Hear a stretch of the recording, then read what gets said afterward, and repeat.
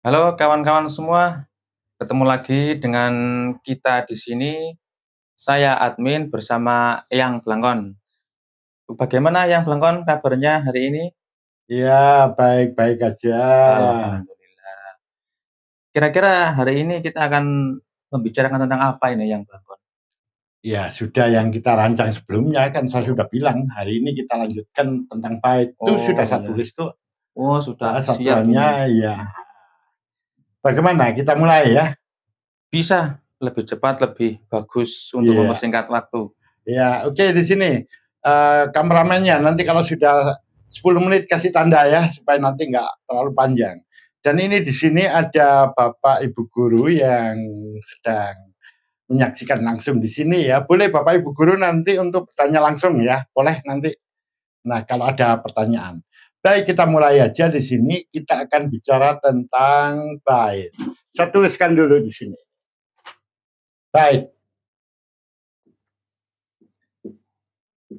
Nah, maaf ya, tulisannya agak jelek ya.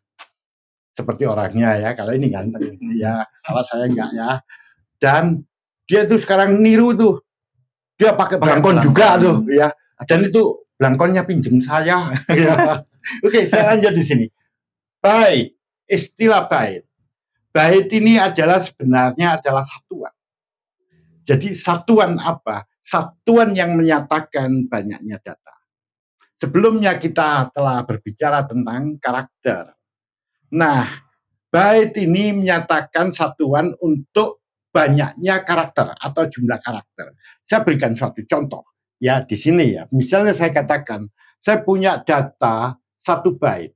Artinya, saya punya data 1 karakter. Kalau saya bilang di sini, data saya sebanyak 10 byte. Berarti data saya itu sebanyak 10 karakter. Kalau saya mengatakan ada 100 byte data yang saya miliki, artinya saya memiliki 100 karakter. Jadi di sini ini 1 byte itu sama dengan 1 karakter. Atau saya singkat kar gitu aja ya. Artinya satuan byte ini untuk nilai satunya itu setara dengan 1 karakter. Nah, sekarang saya lanjutkan tentang byte agar lebih paham di sini ya. Misalnya ada sebuah media simpan, jadi media simpan itu apa sih? Yaitu seluruh media yang digunakan untuk menyimpan data di dalam komputer.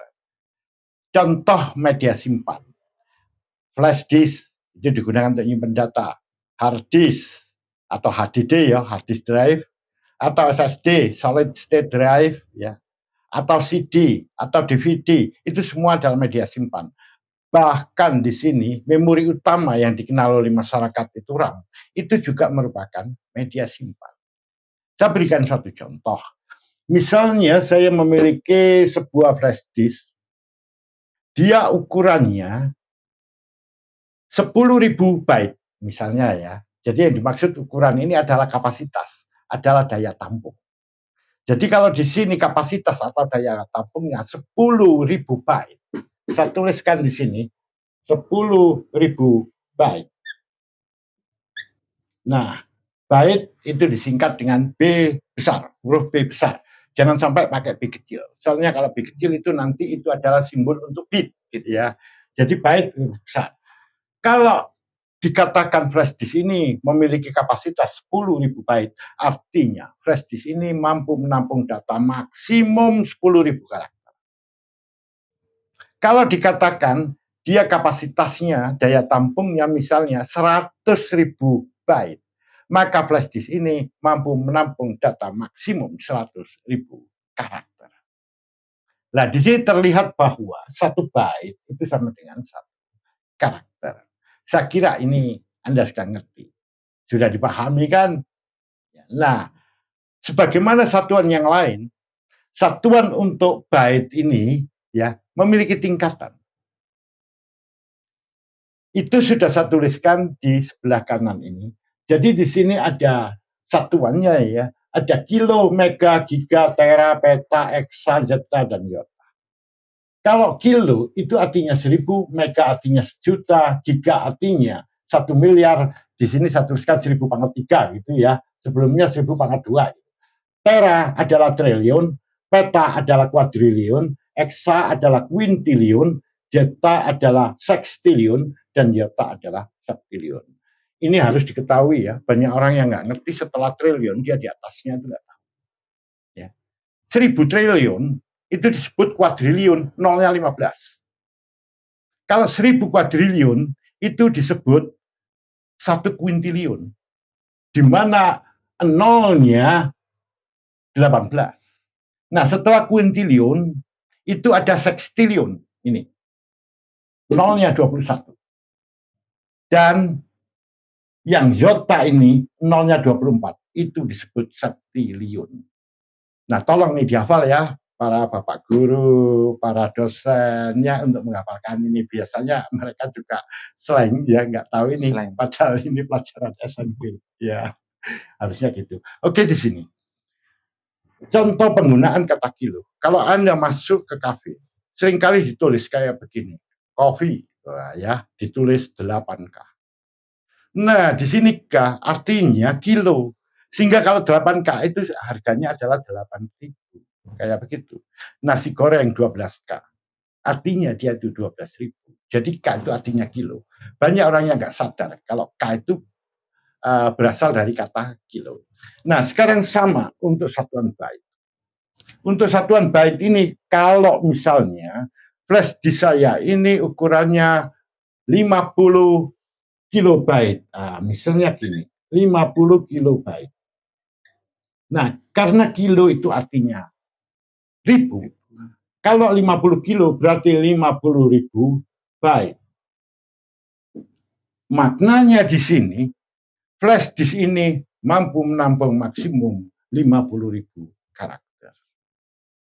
Nah, tapi ingat, tadi itu saya bilang 10.000, terus berapa lagi 50.000 ya. Itu hanya apa ya, ilustrasi aja, nggak ada flash disk ukuran segitu itu nggak ada.